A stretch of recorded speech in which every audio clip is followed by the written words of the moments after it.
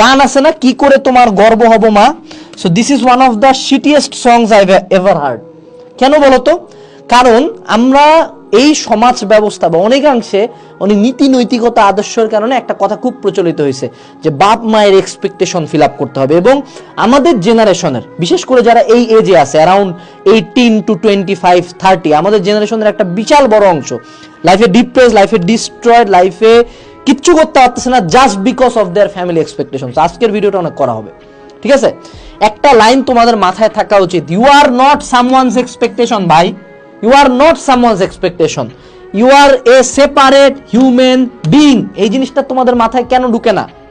আমাদের জেনারেশনটার কি কাজ, যে আমার বাপ মা চাইছে আমি এটা হব, আমার বাপ মা আমারে নিয়ে অনেক স্বপ্ন দেখছে, এবং বাপ মারাও অনেকাংশে এই ছেলেগুলার এই মেয়েগুলার ডাউনফলের জন্য দায়ী। যে বাবা তুই এটা করবি, আমি হতে পারিনি কেন? একটা জিনিস মনে রাখবা যে তোমার বাপ মা যখন তোমাকে পয়দা করছে, অবভিয়াসলি তোমার পারমিশনে করে নাই, তাদের ইচ্ছা ছিল, তারা পয়দা করছে, খাওয়াইছে, এবং যেহেতু তোমাকে তারা জন্ম দিছে, দ্যাটস ওয়াই তারা কিন্তু তোমাকে মানুষ করতে বাধ্য, ভরণ পোষণ দিতে বাধ্য। তো অ্যাজ এ চাইল্ড তোমার দায়িত্ব বাপ মায়ের সম্মান করা, ভালোবাসা, কষ্ট না দেওয়া, এবং নিজের জীবনে সর্বোচ্চ যতটুকু করতে পারা করা। বাট দ্যাট ডাজন্ট মিন যে তুমি কারো এক্সপেকটেশনের প্রেশার নিয়ে মরবা ম্যান। এই কারণে কিন্তু আমরা এত ডিপ্রেসড হই। একটা ছেলে ছোটবেলা থেকে বায়োলজি ভালোবাসে, বায়োলজি পছন্দ করে, পড়তে পারে অনেক ভালো বায়োলজি। ওই ছেলেটাকে সারা দিন ধরে আমার বাপে চাইছে বুয়েটে পড়বো, আমি বুয়েটিয়ান হব। ওই ছেলেটা ধরো কোনো মতন কষ্ট করে বুয়েটে আসলো, বাট আসে তো সে বুয়েটের কোনো অংশে ঠিক কোপ আপ করতে পারবে না, কারণ ও পছন্দই করে না জায়গাটাকে, কারণ ম্যাথ ভালো লাগে না। তো ও তো পুরা লাইফই সেম শিট দিয়ে যাবে, এন্ড ও পুরা লাইফ আনহ্যাপি থাকবে। বাট তার বাপ ধরো ভার্সিটি লাইফের পরে চাকরি পাওয়ার কিছুদিনের পরে টপকে গেল, শেষ। বাট তার পরবর্তীতে যে শিটটা পাবে সে ছেলেটা, এটার জন্য দায়ীটা কে? কোন একটা ছেলে আজীবন চাইছে যে আমি লাইফে ডিফারেন্ট কিছু একটা, I want to be a singer or something, কিছু একটা, I will follow my passion. Subject ভিত্তিক কোনো চাইছে যে এরোস্পেস ইঞ্জিনিয়ারিং পড়বো।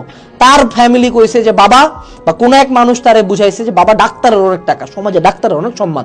এই পোলাটা কষ্ট করে যখন মেডিকেলে চান্স পায় না, যখন তাকে ফ্যামিলি এত পরিমাণে প্রেশার দেয়, আশপাশের মানুষজন, হ্যাঁ আমি ভাবছিলাম তুমি তো বাবা চান্স পায়ে যাবা, কোনো এক স্যার এসে বলছে তুমি তো ভাবছিলে চান্স পাই যাবা, কেমনি তোমার মেডিকেল মিস গেল?